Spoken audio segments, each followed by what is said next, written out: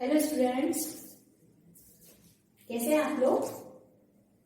I hope so आप लोग अपने अपने घरों पे एकदम सेफ होंगे, अच्छे से होंगे और अच्छे से अपनी रूटीन की क्लासेस ले रहे होंगे।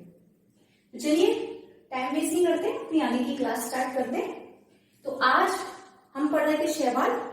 तो आज नया टॉपिक अपन पढ़ते हैं शैवालों में पीढ़ी एकांतरण। पीढ़ी एकांतरण कह लीजिए या शैवालों का जीवन चक्र कह लीजिए, लाइफ साइकिल कह लीजिए, एक ही बात है। ठीक है, अब देखिए जो शैवाल होते हैं या कोई भी प्लांट है उनमें दो तरीके की पीढ़ी होती है।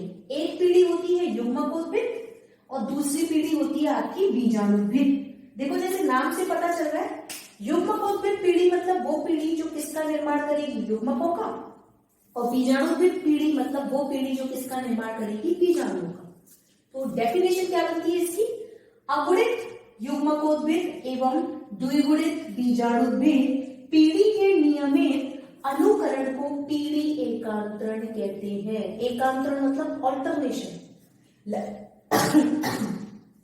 यदि अगुणित युग्मकोद्भिद और द्विगुणित बीजाणुद्भिद पीढ़ी लगातार एक दूसरे का अनुकरण करते जाए, एक के पीछे एक, तो वो जो एक प्रोसेस बनाती है उस प्रोसेस को अपन क्या बोलते हैं, पीढ़ी एकांतरण। ठीक है, अब ये कई प्रकार का होता है। जैसे सबसे पहला पीढ़ी एकांतरण ये जीवन चक्र देखते हैं अपन शैवालों में, वो आता है आपका अगुणित जीवन चक्र। अगुणित जीवन चक्र को इंग्लिश में बोलते हैं हैप्लॉन्टिक लाइफ साइकिल।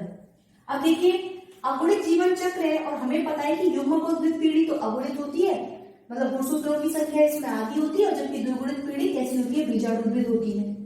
तो इधर ध्यान दीजिए, अगुणित जीवन चक्र है तो कौन सी पीढ़ी प्रभावी होगी, ऑब्वियसली युग्मकोद्भिद, क्योंकि युग्मकोद्भिद पीढ़ी कैसी होती है, अगुणित। तो देखिए इसका जीवन चक्र युग्मकोद्भिद पादप से स्टार्ट करते हैं अपन। युग्मकोद्भिद पादप कैसे होते हैं, स्मॉल एन। स्मॉल एन का मतलब होता है अगुणित। जब ये युग्मकोद्भिद पादप समसूत्री विभाजन करते हैं, समसूत्री विभाजन मतलब ऐसा विभाजन जिसमें बनने वाली पुत्री कोशिकाओं में गुणसूत्रों की संख्या मात्र कोशिका के बिल्कुल समान होती है। मतलब यहाँ गुणसूत्रों की संख्या n है, तो युग्मकोद्भिद पादप में जब समसूत्री विभाजन हुआ तो उसमें दो तरीके के युग्मक बने, नर युग्मक और मादा युग्मक। तो ये दोनों युग्मक भी कैसे होंगे, स्मॉल एन और स्मॉल एन, अगुणित होंगे। आगे चलते हैं, जब ये दोनों युग्मक आपस में फ्यूज होते हैं तो क्या बनाते हैं, आपका युग्मनस। अब देखो यहाँ से एक एन आया, एक एन यहाँ से आया, कितने एन हो गए, 2n। तो युग्मनस हमेशा कैसा होता है, द्विगुणित। ठीक है, अब ये द्विगुणित युग्मनस जब अर्धसूत्रीय विभाजन करता है, अर्धसूत्रीय विभाजन मतलब जिसमें बनने वाली पुत्री कोशिकाओं की संख्या में या पुत्री कोशिकाओं में गुणसूत्रों की संख्या मात्र कोशिका की आधी होती है। याद रखना, ये छोटी क्लास से पढ़ते आ रहे, समसूत्री विभाजन, अर्धसूत्री विभाजन। तो अब यहाँ ध्यान दीजिए, युग्मनस द्विगुणित है, उसमें अर्धसूत्री विभाजन हुआ तो युग्मनस ने क्या बनाया, चल बीजाणु। लेकिन चल बीजाणु कैसे होंगे, अगुणित, क्योंकि कौन सा विभाजन हो रहा है, अर्धसूत्री विभाजन। अब ये जब चल बीजाणुओं को अनुकूल परिस्थितियां मिलती हैं तो चल बीजाणु क्या करते हैं, अंकुरण, जर्मिनेशन। और प्रत्येक चल बीजाणु अंकुरण करने के बाद कौन सा प्लांट दोबारा बना लेता है, आपका युग्मकोद्भिद पादप। मतलब जो चीज जहां से स्टार्ट हुई थी वहीं आकर खत्म हो गई, ये हो गया आपका एक जीवन चक्र। लेकिन किसका, अगुणित जीवन चक्र, क्योंकि कैसे प्लांट से स्टार्ट हुआ है, ये अगुणित युग्मकोद्भिद पादप से। ठीक है, तो ये हो गया आपका अगुणित जीवन चक्र।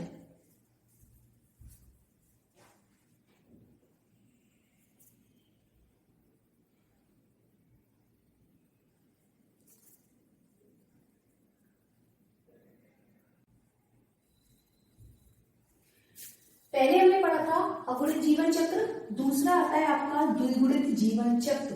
इंग्लिश में बोलते हैं इसको डिप्लॉन्टिक लाइफ साइकिल। देखिए नाम से पता चल रहा है द्विगुणित जीवन चक्र है, तो ऑब्वियसली इसमें प्रभावी पीढ़ी कौन सी होगी, जो द्विगुणित होगी, और द्विगुणित पीढ़ी कौन सी होती है, जो प्रभावी होती है, वो होगी, वो है आपकी बीजाणुद्भिद पीढ़ी या बीजाणुद्भिद पादप।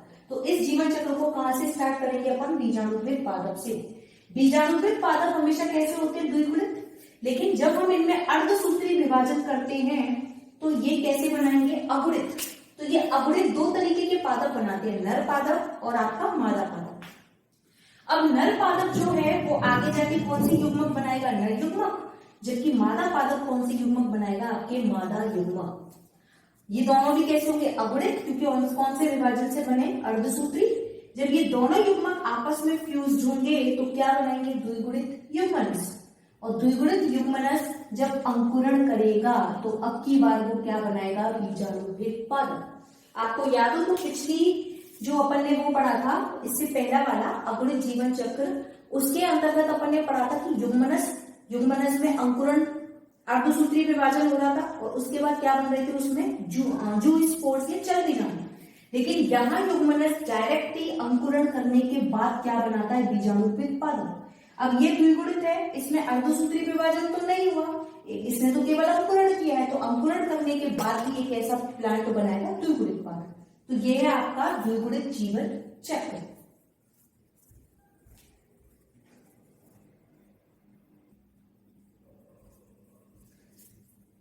तीसरा जीवन चक्र जो अपन पढ़ते हैं वो होता है आपका द्विगुणित अगुणित जीवन चक्र, डिप्लोहैप्लॉन्टिक लाइफ साइकिल। देखिए, ऐसा जीवन चक्र जिसमें बीजाणुभित और अगुणित दोनों की दोनों पीढ़ी कैसी होती है, प्रभावी।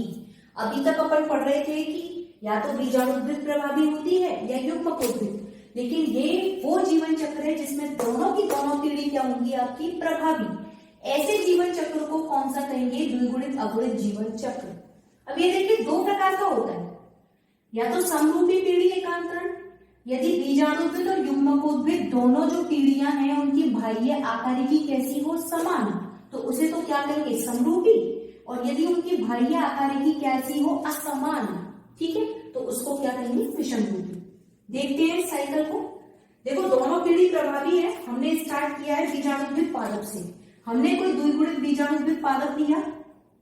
बीजाणुभित पादप जो होते हैं उन पर एक संरचना दिखाई देती है, इसको बोलते हैं बीजाणुधानी, स्पोरेंजियम।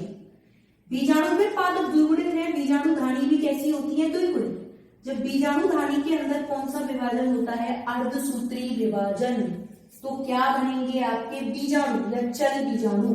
अब अर्धसूत्री विभाजन हुआ है तो ऑब्वियसली कैसे बनेंगे, अगुणित। आगे का प्रोसीजर सेम ही है। अब चल बीजाणु जो है जब आगे जाएंगे इनका अंकुरण होगा, तो चल बीजाणु आगे अंकुरण करने के बाद कौन सा प्लांट बनाएंगे, युग्मकोद्भिद पादप, जो कि कैसा होगा, अगुणित। ठीक है। अब युग्मकोद्भिद पादप जो है वो आगे जाकर जब समसूत्री विभाजन करता है तो दो तरीके के युग्मक बनाएगा, नर युग्मक और मादा युग्मक। जब नर युग्मक और मादा युग्मक दोनों आपस में फ्यूज हो जाएंगे तो क्या बनाएंगे, आपका युग्मनस या जाइगोट।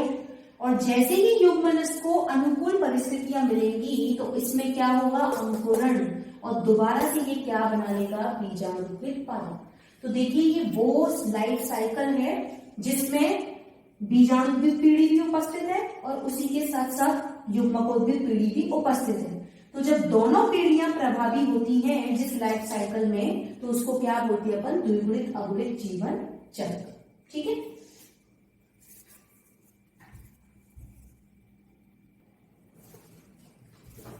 नेक्स्ट देखिए आपका चौथा, अगुणित अगुणित द्विगुणित जीवन चक्र। देखो, जैसे नाम से पता चल रहा है, अगुणित अगुणित द्विगुणित, मतलब ऐसा जीवन चक्र जिसमें कितनी पीढ़ियां आपको देखने को मिलेंगी, 3 पीढ़ियां। ठीक है। इस जीवन चक्र में 3 पीढ़ियां आपको देखने को मिलती हैं। इन तीनों पीढ़ियों में से 2 पीढ़ी तो कैसी होती है, अगुणित अगुणित, मतलब युग्मकोद्भिद युग्मकोद्भिद, जबकि एक पीढ़ी जो होती है वो आपकी कैसी होती है, द्विगुणित या वो बीजाणुभिद। ठीक है। और 5वें नंबर का जो लाइफ साइकिल आता है वो आता है आपका द्विगुणित द्विगुणित अगुणित जीवन चक्र। जैसा नाम से पता चल रहा है कितनी पीढ़ियां हो गई, 3, जिसमें 2 तो कैसी होती हैं, द्विगुणित, और एक कैसी होती है, अगुणित। ये अपन देखते हैं पॉलीसाइफोनिया के अंदर। देखिए, ये पॉलीसाइफोनिया का लाइफ साइकिल है। जब इस पॉलीसाइफोनिया के लाइफ साइकिल को अपन देखते हैं तो देखिए, सबसे पहले हमने युग्मकोद्भिद पादप लिया। युग्मकोद्भिद पादप 2 तरीके के प्लांट बनाएगा, नर पादप, मादा पादप। अब यहाँ एक स्पेसिफिक संरचना देखने को मिलती है पॉलीसाइफोनिया में। यहाँ नर पादप के ऊपर एक संरचना बनती है जिसको बोलते हैं स्पर्मेटिजियम।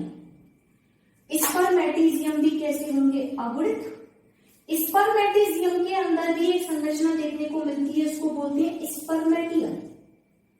ऐसे ही जो मादा पादप होता है उसके ऊपर एक संरचना बनती है प्रोकॉर्प, और प्रोकॉर्प के अंदर क्या बनता है? आपका अंड।